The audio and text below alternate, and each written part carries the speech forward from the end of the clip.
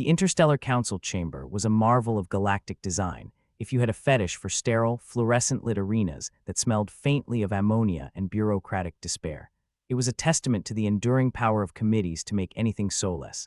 Assembled, there were representatives from a dozen species, each looking as uncomfortable as a vegan at a BBQ festival. Ambassador Thralin of the Xyler Collective, a gelatinous mass of eyeballs and anxiety, slithered to the center. His tentacles twitched nervously as he prepared to present his evidence. Esteemed counsel, Thralin began, in a voice that sounded like a leaky accordion. We gathered to address the troubling rise of human influence. The reaction was immediate, everything from bored indifference to outright hostility. Human influence. Like a bad rash, it was spreading, and no one wanted to talk about it, not when there were other pressing matters, like the ongoing war in the Zinx Quadrant and the upcoming Intergalactic Karaoke Championship. Can we just skip to the part where you tell us humans are responsible for the universe's worst hangover, sneered Ambassador Grask of the Dronian Empire, a hulking reptilian with a penchant for sarcasm and a voice like two rocks grinding together. Thralin ignored the jibe, producing a holographic display. Here is proof of human manipulation using alien technologies to influence our populations. The images flickered to life, showing humans in various alien marketplaces, surrounded by adoring locals. It was like a twisted galactic version of a boy band concert. They've turned us into fans, Thralin continued, cultists even, worshipping them as they flaunt our technology. Humans, worshipped. That's rich, snorted Ambassador Elsrix of the Technum conglomerate, her binary-inflected voice dripping with derision. The species that invented deep-fried butter. Thralin's eye stalks twitched. It's true. Our data shows an alarming trend. Their influence is growing exponentially. They use our own devices against us, bending our people to their will. Let's face it, Thralin Grask interjected. Humans are like that annoying itch you can't scratch. You try to ignore it, but it just gets worse. It's not just an itch, Thralin insisted, shaking with gelatinous determination. It's a plague. They are destabilizing our societies, turning us into unwitting followers. The room fell silent, except for the faint whir of an air filtration unit struggling to keep up with the ambient tension. I say let them try, Elsrix said finally, shrugging her metallic shoulders. They'll probably screw it up, like they do with most things. Remember the Mars terraforming debacle? Everyone remembered. The humans' attempt to make Mars habitable had ended with a colony of sentient tumbleweeds. Still, Thralin continued, his eyes darting between council members. We cannot ignore this. If they succeed, it will disrupt the balance of power. Balance of power, Grask chuckled darkly. More like balance of stupidity. They're spreading their chaos like a virus that sings karaoke, added Elsrix. We need a plan, Thralin pressed, his tone pleading. Before it's too late. Silence, thick and uncomfortable, settled like a bad meal. No one wanted to admit they were outmaneuvered by a species still obsessed with reality TV. Thralin's tentacles twitched. We propose a covert operation to infiltrate their networks, understand their methods, counter their influence, infiltrate. You mean go to their worlds and pretend we like their pop music? Grask asked, incredulous. I'd rather stick my tail in a cryo chamber. It's our best option, Thralin insisted, eyestalks pleading. Unless you have a better idea, Grask. Grask snorted, a sound like a clogged drain. We could always bombard them with their own reality shows. That might drive them insane, or make them stronger, Elsrix countered, tapping her chin thoughtfully. They thrive on chaos, remember? Thralin shifted uncomfortably, sensing the conversation spiraling into absurdity. Jokes aside, the influence is real. If we fail to act, we risk losing entire star systems to their charm. Charm? Grask barked a laugh. That's one way to describe their incompetence. Elsrix's eyes glimmered with mischief. Let's not underestimate them. Despite their quirks, they've accomplished much. Look at their history. For species that once believed in leeches as medicine, they've come far, but at what cost? Thralin argued. They're destabilizing our societies. We must act. Fine, Grask relented, folding his massive arms. We'll infiltrate. But if I have to listen to one of their pop songs, I'll crack, agreed. Elsrix nodded. Let's gather intelligence and decide the best course of action. A murmur of reluctant agreement rippled through the chamber. Thralin nodded, a palpable sense of relief washing over his gelatinous form. At least they were taking it seriously. One last thing, Grask added, his tone suddenly grave, if it comes to war. Well, let's just say I've seen their cooking shows. They're capable of anything. Indeed, Thralin replied, his eyes scanning the chamber. We must be prepared for the worst. But let's hope it doesn't come to that. As the council adjourned, each ambassador left with a sinking feeling. Humanity, for all its flaws, was a wild card, and the galaxy, much like a poorly cooked souffle, was about to fall flat. Outside the chamber, Ambassador Thralin paused, turning to Elsrix. Do you really think we can stop them? He asked, his voice low. I don't know, Elsrix admitted, her voice tinged with a strange mixture of fear and admiration. But I do know one thing. What's that? Thrillin asked, curious. Elsrix smiled, a metallic grin that seemed oddly human. Never underestimate a species that can find a way to deep-fry ice cream. With that, they parted ways, the weight of the galaxy resting heavily on their shoulders. And somewhere, light years away, humanity continued its inexplicable journey through the stars, blissfully unaware of the chaos it left in its wake. As the council reconvened, the room was as welcoming as a dentist's waiting room, complete with the same level of dread and sterile lighting. The delegates, a ragtag collection of galactic oddities, shifted impatiently. Ambassador Thralin, still resembling a nervy jellyfish on caffeine, remained at the center, his gelatinous form faintly quivering with stress. The rest of the council looked as enthusiastic as a slug in a salt mine. This time, Ambassador Lyrian of the Selkari Dominion took the floor, or what passed for it in a room designed by creatures with a flair for the unremarkable. Lyrian was a tall, slender figure with skin, like cracked glass and eyes, that seemed perpetually judging. Her voice had the calming effect of a soothing lullaby, if that lullaby was sung by someone who hadn't slept in weeks. Esteemed colleagues, Lyrian began, her voice dripping with a mix of skepticism and refined disdain. I bring further evidence of human influence within the Selkari Dominion. Our reports indicate alarming shifts in cultural paradigms due to human ideologies. Ambassador Grask shifted, his scaly bulk causing his chair to groan in protest.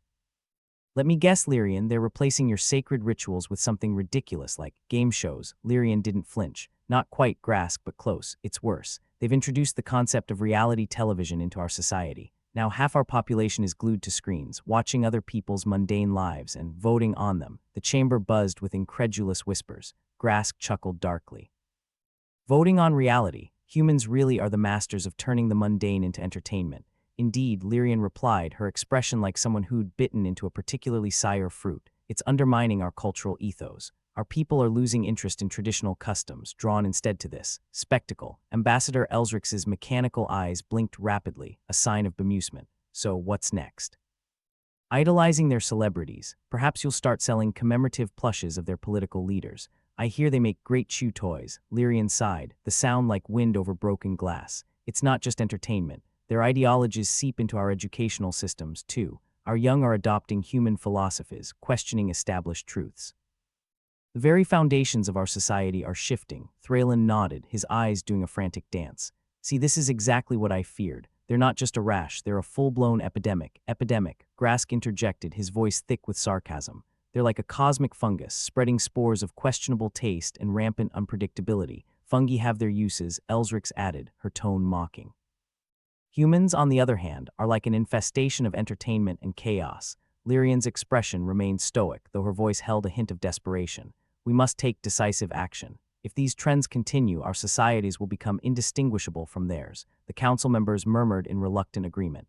Even Grask, usually a fountain of scorn, was forced to concede the seriousness of the situation. What's the plan then? Grask asked, his skepticism as thick as his scales. Send a task force to confiscate every piece of human media. Diplomatically request they stop exporting their culture. Thralin's tentacles twitched. We must understand them first. Infiltrate their worlds, study their means of influence. Only then can we counteract it effectively. Lyrian nodded, her crystalline eyes narrowing. We should also consider the potential of turning their own strategies against them. Play their game, but on our terms. Oh sure, Grask sneered, because nothing screams success like beating humans at their own nonsense. Elsrix tilted her head, considering. There's merit to that approach. Learn from them, adapt their methods, and use it to reinforce our own cultural identities. The council buzzed with cautious optimism, a rare occurrence in a chamber designed to crush hope under layers of administrative tedium. So, Thralin concluded, trying to sound authoritative despite resembling a blob of goo, we agree to gather intelligence.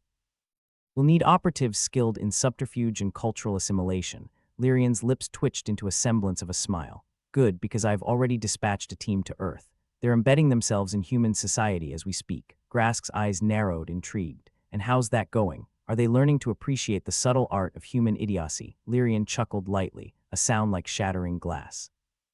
Early reports suggest they're adapting well. They've even started a game show of their own. It's called Survive the Bureaucracy, an ironic twist on human administrative practices. Elsrix laughed, a mechanical sound that echoed through the chamber. Perfect. Let them get a taste of their own medicine. For a brief moment, the council shared a rare sense of camaraderie, united by the absurdity of their common challenge. Yet beneath the surface, the tension remained, a constant reminder of the stakes involved. As the meeting adjourned, Thraylin lingered, his form a puddle of apprehension. Lyrian approached, her crystalline form reflecting the harsh lights like a mirror of discomfort.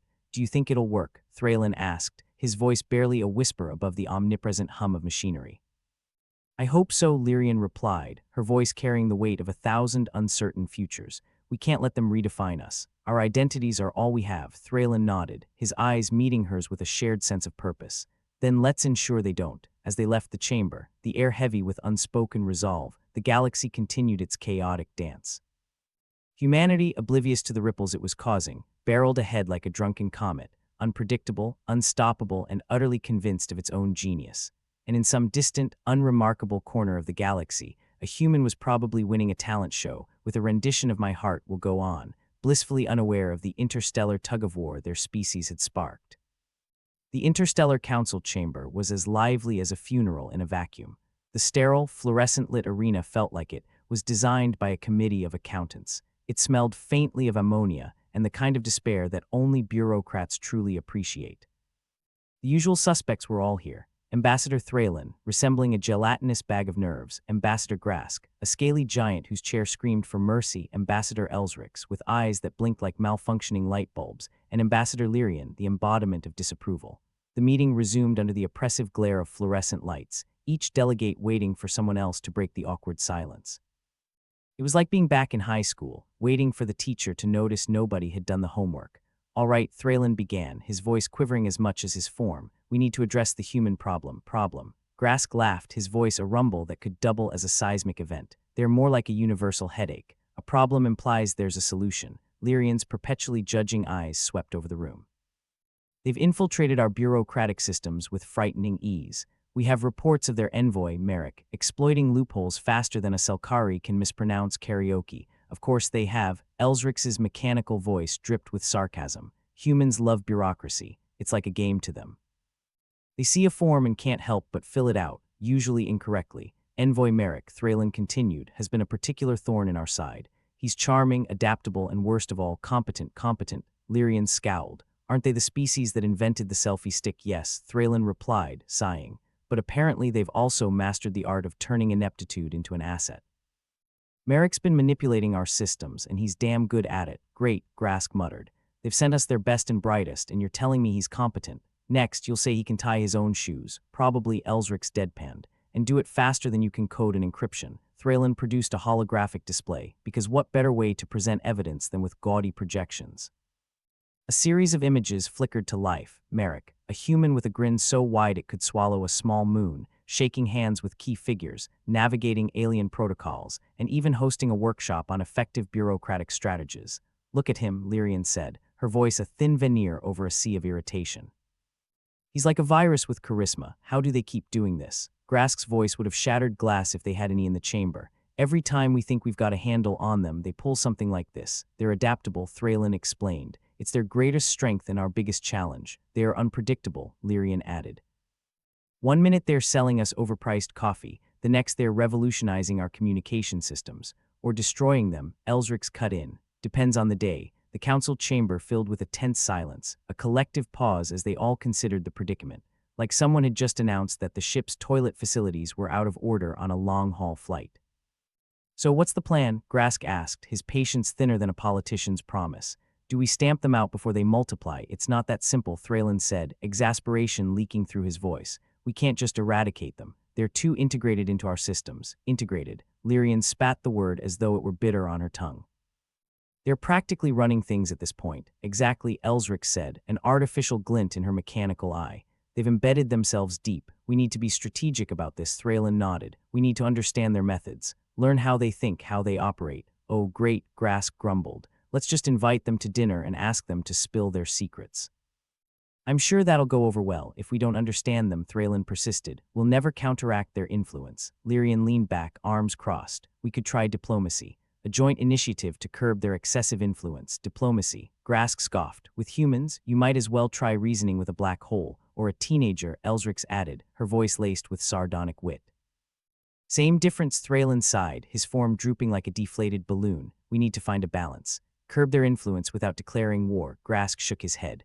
Fine, but if I end up in a reality show singing human pop songs, I'm holding you all responsible. The room filled with a reluctant chuckle, a brief moment of levity in an otherwise grim scenario. For a second it felt like maybe, just maybe, they could handle this. We also need to address their technological ingenuity, Lyrian said, bringing the conversation back to the grim reality. They're advancing rapidly, and their tech is seeping into every corner of the galaxy. They've been sharing it freely, Elsrix noted, or more accurately selling it for tidy profit, profiteers, Grask grunted. They'd sell their grandmother if they thought there was a market for it, or turn her into a reality show contestant, Elsrix quipped, earning a chorus of grim chuckles. We must act, Thralin insisted. The longer we wait, the deeper their influence becomes, agreed, Lyrian said, her voice like the crack of frozen glass. We need to gather more intelligence. Figure out how we can counteract their strategies. Espionage, Grask suggested, a predatory gleam in his eye. Send agents to Earth, learn their secrets, Lyrian nodded. We have some operatives already in place. They're embedded within human society, studying their every move. Thralin perked up, a hopeful glimmer in his otherwise anxious demeanor. And what have they discovered? That humans are every bit as chaotic as we feared, Lyrian replied dryly. But they're also surprisingly clever. They adapt quickly and their ingenuity is astonishing. Elsrix's eyes flickered with interest. We could learn from them then, adapt their techniques to reinforce our own cultural identities. Perhaps, Thralin said cautiously, but we must be careful. Too much exposure and we risk losing our own identities. Assimilation is a risk, Lyrian agreed, but so is stagnation. We must find a way to evolve without becoming them. So we adapt or die, Grask said, summing it up in his usual blunt fashion. Sounds like a plan, more like a survival strategy, Elsrix corrected, her mechanical eyes blinking in a rapid staccato. The council murmured in agreement, a shared resolve slowly taking shape. It wasn't much, but it was a start. As the meeting concluded, the ambassadors filed out, each lost in their own thoughts. The galaxy was changing, evolving, and they had no choice but to keep up or be left behind. Thralin lingered a moment longer, his gelatinous form vibrating with a mixture of excitement and dread. Lyrian approached, her crystalline form shimmering under the harsh lights. Are we doing the right thing? Thralin asked, his voice a soft whisper, barely audible over the hum of the chamber. We don't have a choice, Lyrian replied, her voice firm yet tinged with uncertainty. We must adapt or we'll be swept aside. Thralin nodded, his eyes meeting hers. Then let's make sure we do it on our terms. With a shared nod of understanding, they left the sterile confines of the chamber, heading back to their respective worlds. The galaxy continued its chaotic spin, propelled by the unpredictable momentum of human influence, a force of nature, if nature were armed with pop culture and an insatiable curiosity. And somewhere in a corner of the universe populated by hopeful singers, a human was undoubtedly declaring their undying love for a song they discovered last week, oblivious, as always, to the cosmic dance their species had set into motion. The interstellar council chamber was abuzz with a kind of nervous tension that could only be described as what fresh hell is this? It wasn't quite panic, but it was definitely a close cousin, maybe panic's slightly less attractive sibling who wore too much perfume.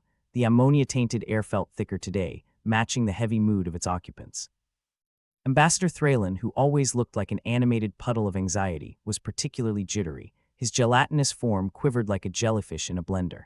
They've done it again, he said, not bothering to hide the dread in his voice. Humans have managed to influence the Zeltorian High Command. The room collectively sighed, or maybe it was a groan. Hard to say with so many alien vocal cords involved, but it was definitely the sound of collective exasperation. I knew those Zeltorians were too fond of human reality TV, Ambassador Grask grumbled, his scaly mass shifting in his chair, which had long ago resigned itself to a life of quiet suffering. What's next, an intergalactic Big Brother show? No, Grask, Lyrian said, her tone drier than a desert planet. They've got something even better planned. Merrick mentioned a universal talent show in his latest communique. Apparently it's meant to foster cultural exchange. More like cultural evisceration, Elsrix muttered, her mechanical eyes blinking erratically as if sharing her distaste for the idea. What did they call it? Galaxy's Got Talent. Like we needed more entertainment in our lives, especially the kind that makes you question the point of existence. Thralin sighed, his amorphous form sagging. It gets worse. Merrick has proposed it as a diplomatic event, and we're expected to endorse it. Endorse? Grask's laugh was a seismic rumble. I'd sooner endorse a meteor shower with my face. But that's not all, Thralin continued, his voice teetering on the edge of hysteria. He's also suggested incorporating technologies that will allow viewers to vote from all over the galaxy. Great, Elsrix said, her voice dripping with sarcasm like it was fresh from a sarcasm tap. Because what the universe really needs is more democracy via reality TV. Lyrian looked as if she'd been asked to swallow a lemon whole. This could destabilize entire cultural frameworks, she said, her crystalline eyes narrowing into slits of pure judgment. Cultures that have remained unchanged for millennia will be influenced overnight. Adapt or die, right? Grask's voice was practically a growl, his frustration mounting like an impending volcanic eruption. That's what we said, but I didn't expect we'd be adapting to singing competitions. Thralen's attention snapped back to the room, his gelatinous mass shimmering with renewed urgency. What about the Selkari Dominion?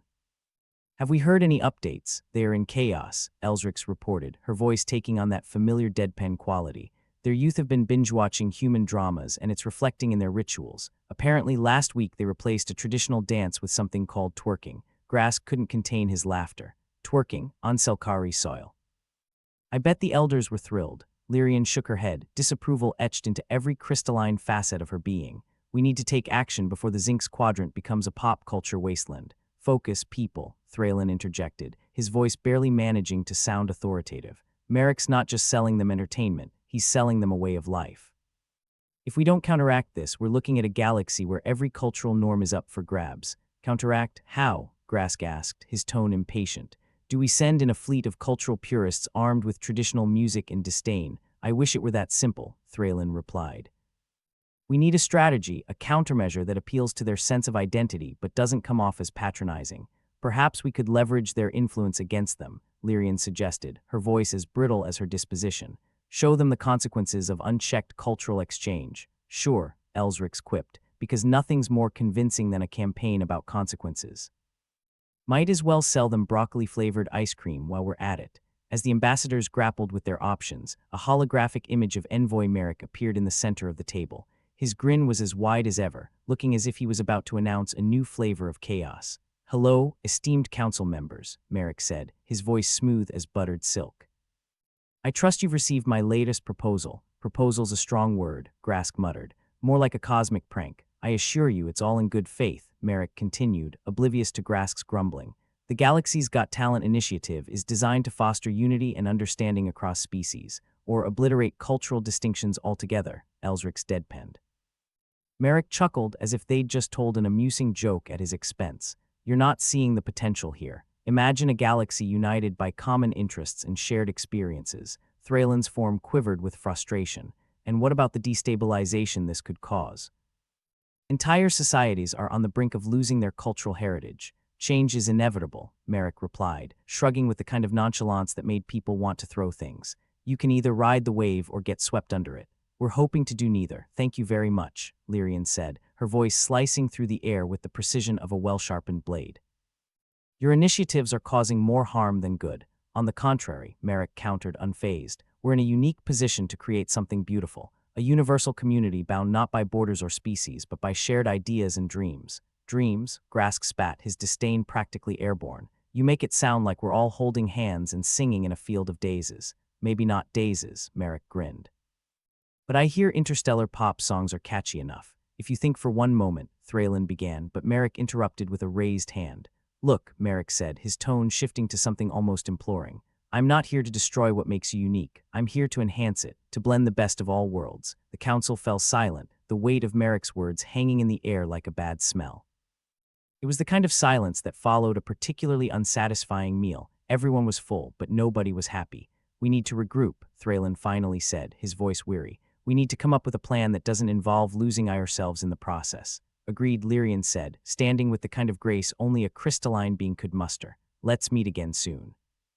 Preferably before Merrick manages to convince the galaxy that the path to peace is paved with reality show reruns. As the hologram of Merrick flickered out, the ambassadors exchanged glances that spoke volumes, a mixture of frustration, resolve, and a shared understanding that their task was far from over. The gathering disbanded, each delegate returning to their respective worlds to ponder their next move. The universe continued its relentless spin, a chaotic dance choreographed by unseen hands. Thralen lingered a moment longer, feeling the weight of responsibility settle on his gelatinous shoulders like a particularly unwelcome parasite. Lyrian paused beside him, her crystalline form shimmering. Do you think we can stop this? Thralen asked, his voice a mere whisper against the hum of the chamber. We don't have a choice, Lyrian replied, her eyes sharp and unwavering. We must adapt, but not at the cost of who we are. Thraylin nodded, his form vibrating with a mixture of determination and trepidation. Then let's make sure we're ready. With that, they exited the chamber, leaving behind the sterile confines as they ventured into the uncertain future. A future where humanity's influence continued to grow, seeping into every corner of existence like a particularly tenacious mold. Out in the universe, amidst the chaos of adaptation and change, there was one certainty: the galaxy was evolving, and they would need to evolve with it. Whether that meant singing along to human pop songs was a question for another day. Why do I feel like we're standing in the middle of the galaxy's biggest dumpster fire? Ambassador Thraylin murmured, his gelatinous form quivering as if the words themselves caused him physical discomfort. Grask snorted, his scales rustling like leaves caught in a gale. Because we are Thraylin. Only instead of trying to put it out, we're the ones throwing more gasoline on it. Thraylin let out a long, exasperated sigh, a sound akin to a deflating balloon. The interstellar council chamber, with its ammonia-tainted air and sterile lighting, was as welcoming as a hug from a porcupine, the kind of place where optimism came to die. Lyrian, the embodiment of disapproval, was already seated, her crystalline eyes narrowed to slits of pure judgment. If looks could kill, hers would have wiped out civilizations. We're on the brink of chaos, she said, her voice as dry as a sandstorm on a desert planet, and all because of human influence. Influence? Elsrix interjected, her mechanical eyes blinking erratically like a malfunctioning neon sign. More like manipulation. Merrick and his ilk are meddling with things beyond their understanding. To be fair, Grask added, a wry smile playing on his reptilian lips, they understand just enough to screw everything up magnificently. As if summoned by the very mention of his name, the holographic image of Envoy Merrick appeared in the center of the table. His grin was as wide as a solar flare, and twice as blinding. I see my reputation precedes me. Reputation? Lyrian spat, her disdain practically dripping onto the floor. More like infamy. I'm touched, truly, Merrick replied, his voice smooth enough to sell snake oil to a snake. But let's get down to business, shall we? Business? Thraylin echoed, his voice teetering on the edge of hysteria. Your business is destabilizing entire societies, Merrick shrugged, the holographic equivalent of a casual wave. Progress often looks like chaos to those who resist it. Progress? Elsrix's eyes blinked rapidly, as if trying to process this absurdity. You call cultural obliteration progress. Adaptation, Merrick corrected, flashing a grin that could rival the Cheshire Cat's. You've got to keep up with the times or you'll find yourself left behind. Left behind, Grask grumbled, more like run over and flattened. The tension in the chamber was palpable, thick enough to cut with a knife or, better yet, a well-sharpened scalpel. The council was a powder keg and Merrick was the match. Look, Merrick said, his tone shifting to something almost earnest. I'm not here to destroy what makes you unique. I'm here to enhance it. Enhance? Lyrian's voice was a sharp blade, slicing through Merrick's words with surgical precision. Your enhancements are tearing us apart. Not tearing, Merrick corrected, ever the optimist. Redefining. The room fell silent, the kind of heavy silence that follows a particularly unsatisfying meal. Everyone was full, but nobody was happy. We need to regroup, Thraylin finally said, his voice weary. We need a plan that doesn't involve losing ourselves in the process. Agreed, Lyrian said, her crystalline form shimmering as she stood. Let's meet again soon. Preferably before Merrick convinces the galaxy that the path to peace is paved with reality show reruns. With that, Merrick's holographic image flickered out, leaving the ambassadors to exchange glances that spoke volumes, a mixture of frustration, resolve, and a shared understanding that their task was far from over.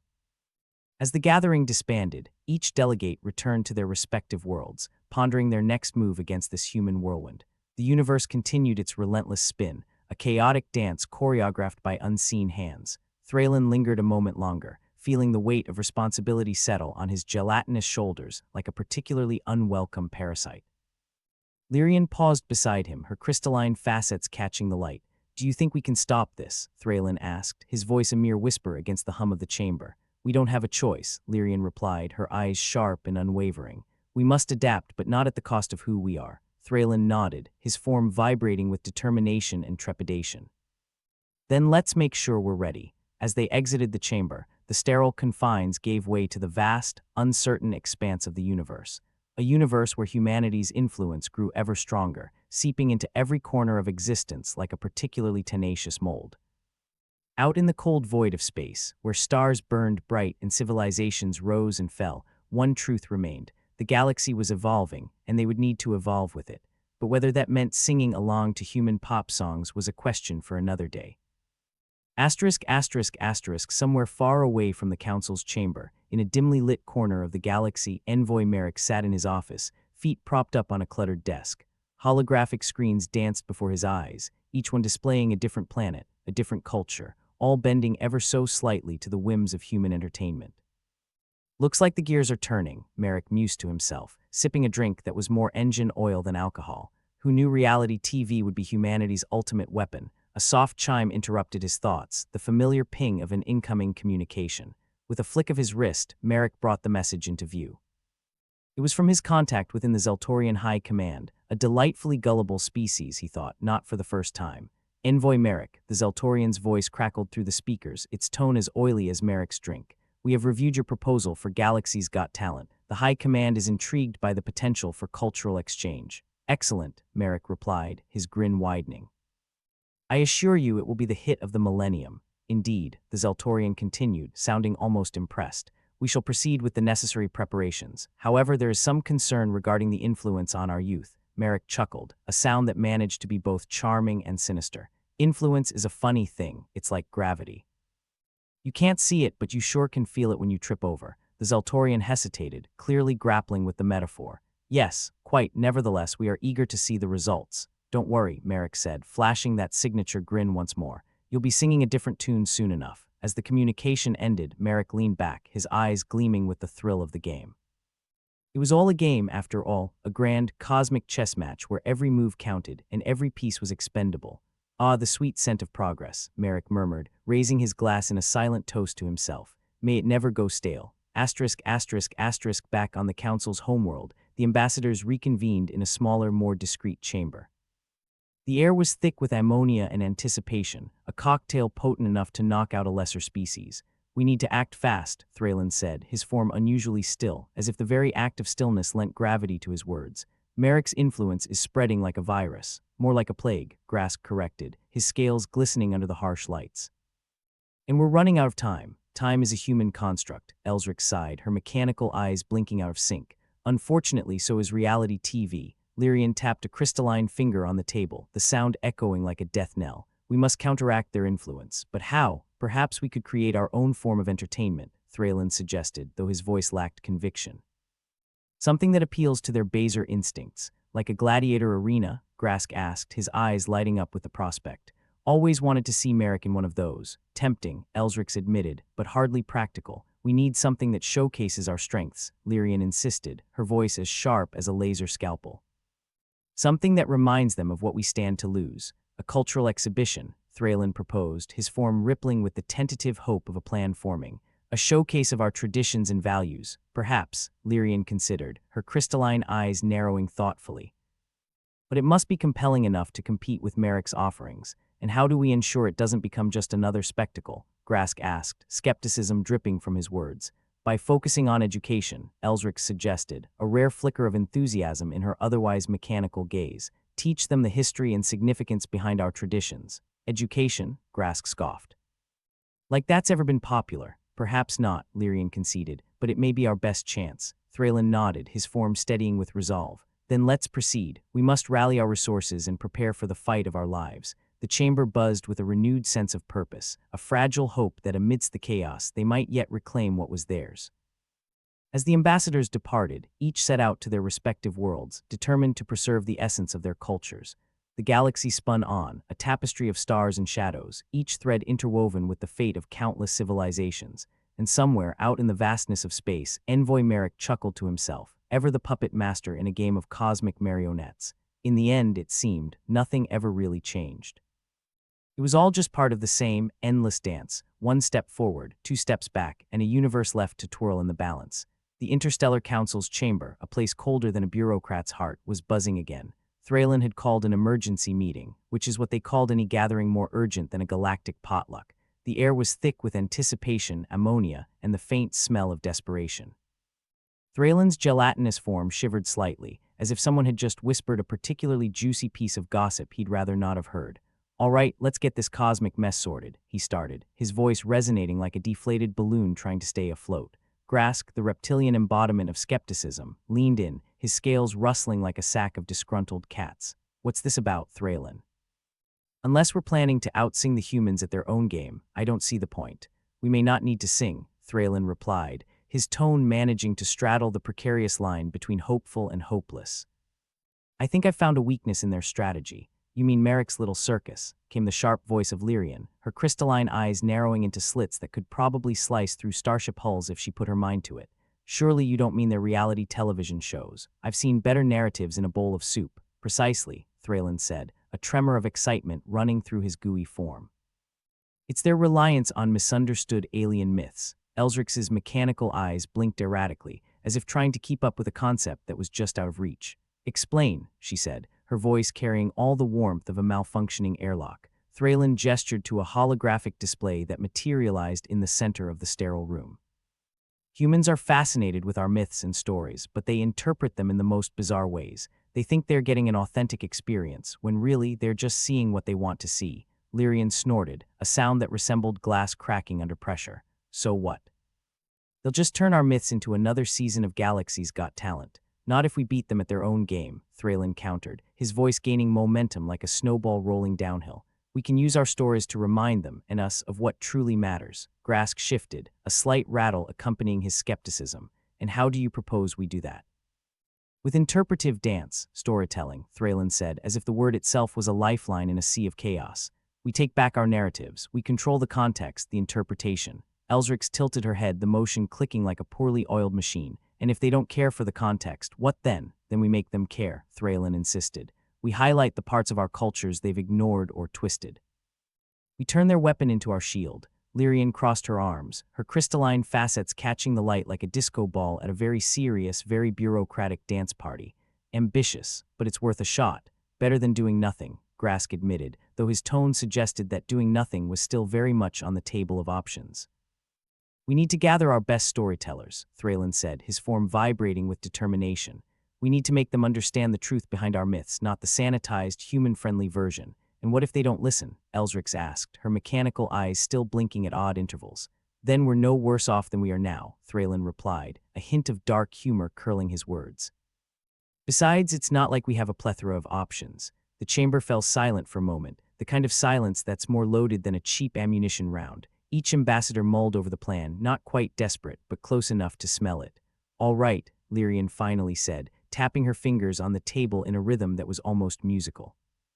Let's see if we can turn this mess into something useful. Agreed, Grask rumbled. But if Merrick's involved, I doubt it'll be that simple. Thralin managed a semblance of a smile, a tricky feat for a gelatinous being. When has anything involving Merrick ever been simple? With a collective nod, the ambassadors reached a rare consensus, a glimmer of hope in an otherwise bleak galaxy.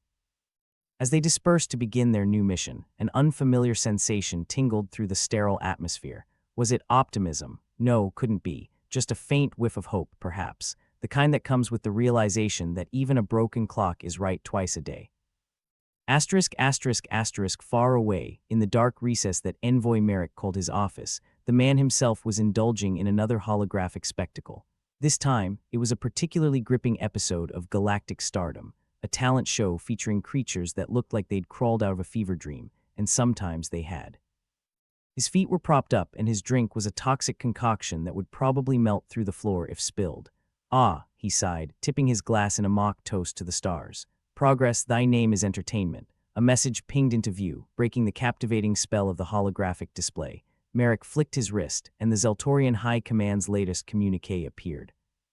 Always a pleasure, he thought, when dealing with beings who had the collective intelligence of a very curious snail. Envoy Merrick, crackled the Zeltorian's voice, somehow managing to sound both reverent and confused. We have encountered some resistance to the implementation of Galaxy's Got Talent. Merrick smirked, his eyes dancing with the thrill of manipulation. Resistance. Sounds like an opportunity, my friend. Indeed, the Zeltorian agreed, albeit reluctantly. However, there is concern about maintaining cultural integrity. Cultural integrity, Merrick repeated, barely concealing his amusement. That's just another term for stubbornly clinging to the past. The Zeltorian hesitated, a pause pregnant with uncertainty. Yes. But we must consider the implications. Consider them all you like, Merrick replied, his voice smooth as an oiled weasel. But remember, evolution doesn't wait for those who drag their feet. As the connection ended, Merrick leaned back, a self-satisfied grin plastered on his face. In the grand cosmic theater, the humans had claimed center stage, and Merrick was the ringmaster, corralling chaos into a semblance of order. Meanwhile, back in the Council's bustling nexus of diplomacy and dysfunction, Elsrix had taken charge of the storytelling initiative. Her mechanical eyes, now blinking in a coordinated rhythm, scanned through ancient texts that would make even the most dedicated librarian weep. "These are our oldest myths," she declared, her voice devoid of inflection but full of intent. "We need storytellers who can convey their essence without diluting their power." Thraylin, standing beside her, vibrated with a mix of anxiety and resolve. "We need to find those who understand the gravity of this task. We can't let our stories become just another human spectacle." Grask, ever the cynical observer, chimed in. "And what makes you think our storytellers won't sell out for chance at fame and fortune on the human stage?" Lyrian's crystalline form shimmered with an inner light.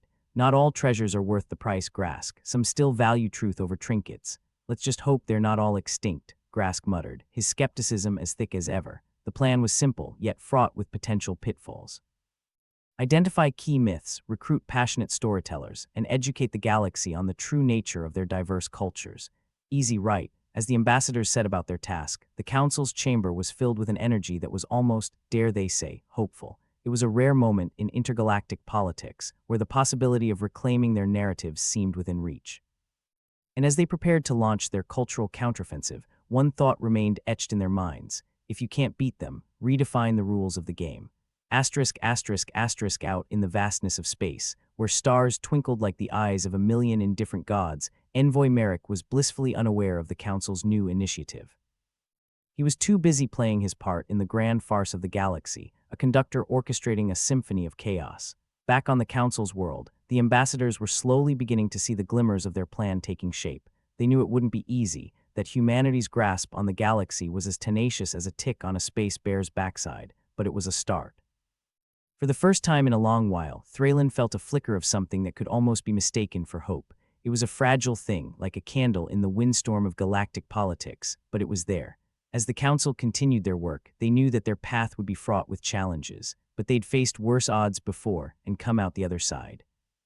In a universe where chaos reigned and nothing was ever certain, one thing was clear: if they played their cards right, they might just have a shot at keeping their cultures alive and intact. And perhaps, just perhaps, they could teach the galaxy one simple truth: that while humans might control the game, it was the stories that would ultimately win the hearts and minds. With renewed determination, the Council prepared to unleash their stories into the cosmos, hoping to turn the tide against the human juggernaut.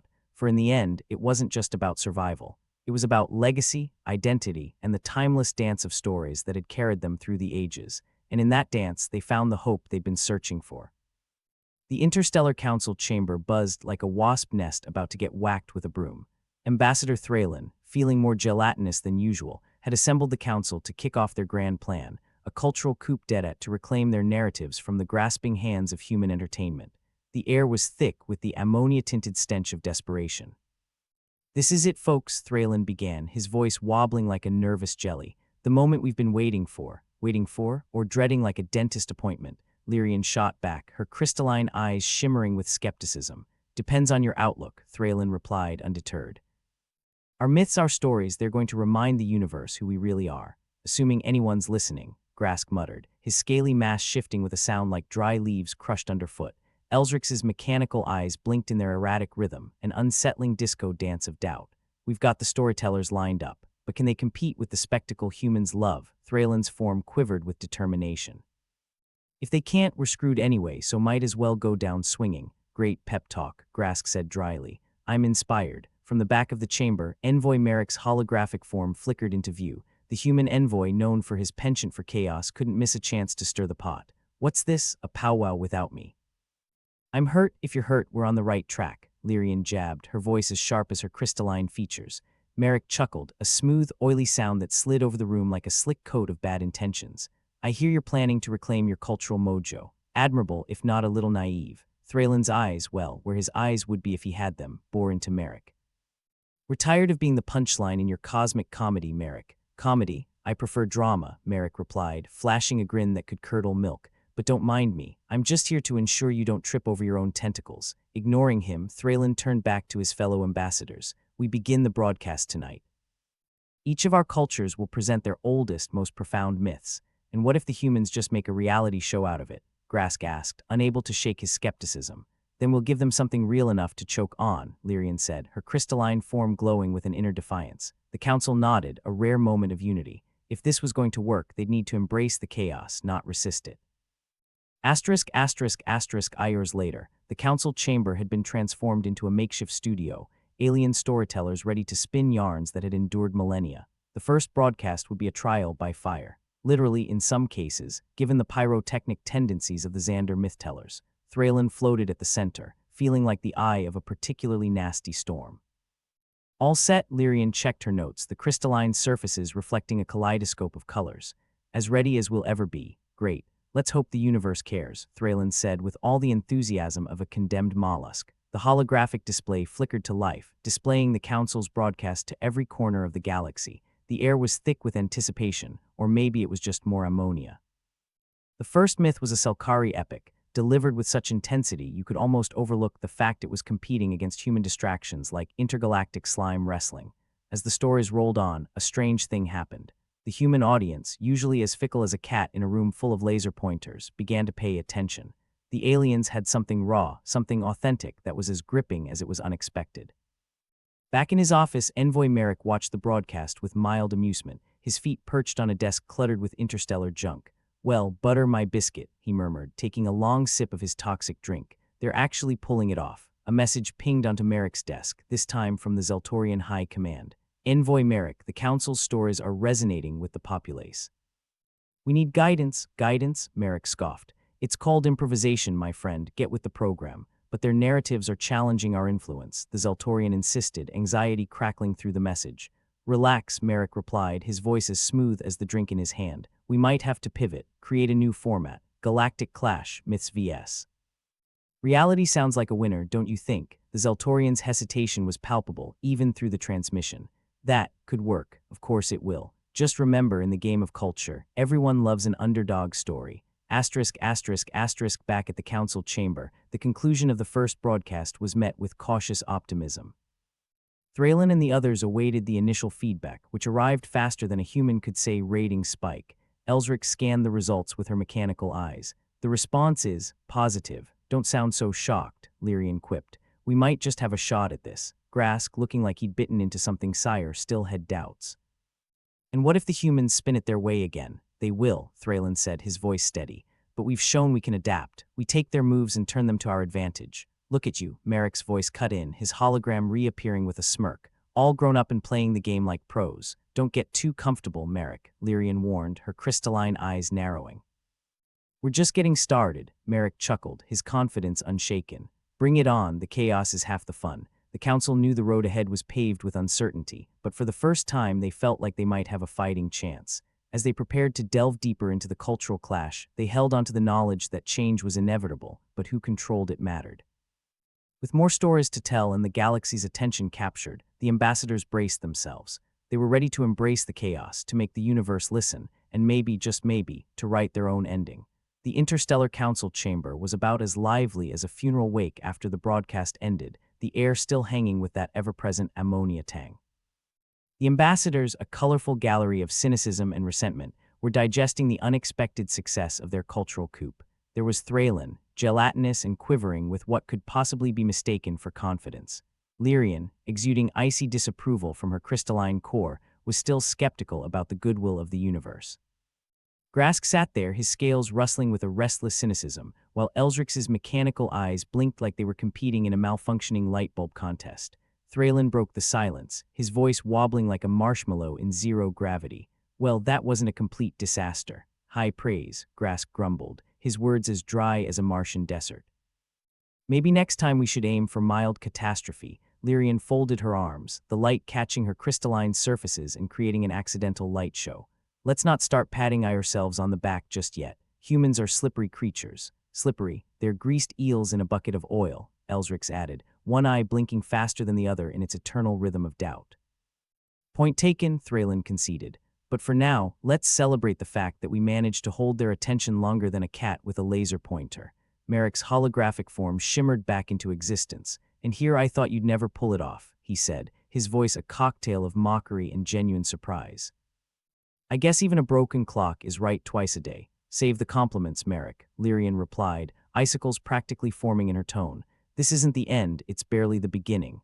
Oh, I'm sure the humans have a few tricks left, Merrick said, flashing a grin that seemed to suggest he had a hand in every cookie jar in the galaxy. But you've shown that even gelatinous blobs and crystalline statues can tell a damn good story, Thraylin sighed, a sound like a deflating balloon. We've got a tentative foothold, but Merrick's right. There's bound to be a countermove. Elsrix nodded, her mechanical eyes clicking softly. We must be prepared for their narrative gymnastics. Gymnastics, Grask barked a laugh, more like their narrative acrobatics. They twist and turn so much, it's amazing they don't tie themselves into knots. Trust me, Merrick interjected, we're quite adept at untangling ourselves. Just when you think we're down for the count, we come back swinging like a drunk at a bar fight.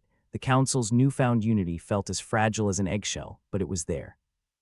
They'd managed to pull together to counter the relentless human influence, their stories striking a chord among the stars. There was a new balance of power, one where humans were integrated yet not entirely in control. The Council had shifted the gears, if only slightly, in the galactic cultural machine. Days turned into a blur of strategy sessions, brainstorms, and the occasional panic attack. The council chambers, still as inviting as a bureaucrat's waiting room, became ground zero for the Cultural Reclamation Initiative. The ambassadors debated storytelling techniques like generals discussing war strategies, every myth and arrow in their quiver. Thraylin, usually so gelatinous and noncommittal, had found a renewed sense of purpose. We need to expand our repertoire, he insisted, his form quivering with determination. Bring out the forgotten tales, the ones that resonate with the heart of our cultures. Lyrian nodded thoughtfully, her crystalline eyes reflecting a spectrum of ideas, and we must adapt them. Make them relevant to the modern audience. Ah, yes, Grask interjected, because nothing says timeless classic like rebranding your ancient myths to suit the attention span of a hyperactive toddler. Snark aside, Elsrix added, her eyes flickering with precision, there's a kernel of truth there. Our stories need to evolve, just as the humans have evolved their narrative forms. Speaking of evolution, Merrick's hologram appeared once more, uninvited as always. I hear there's talk of a new show. Something about ancient myths clashing with modern reality. Sounds spicy. Spicy? Thraylin queried, his gelatinous mass rippling with suspicion. More like a recipe for disaster. Disaster's another word for opportunity, Merrick countered, his grin as infuriatingly cocky as ever. And if there's one thing humans love, it's a good underdog story. Lyrian rolled her eyes in a manner that would have been imperceptible if not for the dazzling light show it created. Just what the universe needs, more human melodrama. Melodrama or not, Grask said, his skepticism starting to crack like old paint. There's a chance here. We've shown we can adapt, spin our stories in ways that even the humans haven't anticipated. And we'll need to keep spinning, Thraylin concluded, his voice as firm as a gelatinous ambassador's could be. The galaxy's watching, and we can't afford to rest on our slimy laurels. As the days passed, the Council's initiative gained traction. Their stories began to spark conversations across the stars, challenging the preconceptions and biases that had long hindered their cultural narratives. The humans, usually quick to assimilate and adapt, found themselves part of the narrative rather than the sole arbiters of it. In the council chamber, the air no longer felt quite as oppressive. The ammonia stench had faded, replaced by the faint aroma of possibility, a new kind of tension, one that suggested change rather than decay. Merrick, ever the wild card, continued to play his part in the grand charade. Despite his loyalties, or perhaps because of them, he'd become something of a bridge between the human and alien worlds. His ability to thrive in chaos made him a valuable ally and an unpredictable adversary. You know, Merrick said one day, kicking back in the council chamber with a casualness that belied the significance of the moment, I never thought you lot would manage to turn the tables like this. Neither did we, Thraylin admitted, his form quivering with a blend of humility and pride. But now you've done it, Merrick continued, a glint of something, respect perhaps, in his eyes, and it's got me thinking. Maybe there's more to this galaxy than just the human narrative. Don't get all philosophical on us, Merrick, Lyrian warned, her crystalline form casting rainbows around the room. We've got enough on our plate without adding existential crises. Fair enough, Merrick conceded, his grin as irreverent as ever. Just remember, chaos is a ladder, or maybe a slide, depending on which end you're standing, Grask snorted. If you're at the bottom, it's usually a pile of something unpleasant. The ambassadors shared a rare moment of laughter, the kind of dark humor that only those who've seen the other side of failure can appreciate. Despite the challenges ahead, they'd found a way to reclaim their narratives, to tell their stories in a galaxy that had long been dominated by human influence. In the end, it was all about survival, not just of the cultural kind, but of identity, of legacy. And maybe, just maybe, they'd managed to remind the universe of one simple truth, that while humans might be adept at playing the game, it was the stories that truly held the power to change minds and shape destinies. The Interstellar Council, once a disparate group of skeptics and doubters, now stood united in their purpose. The galaxy was theirs to reclaim, and they were ready to embrace the chaos, to make the universe listen, and perhaps in the process to write their own ending. As the Council prepared for the next phase of their initiative, they found themselves looking forward to the challenge. For the first time in ages, they were more than just spectators in the grand cosmic theater. They were players, directors, storytellers, masters of their own fate in a universe that had once seemed as indifferent as the stars themselves, and that, they realized, was a story worth telling.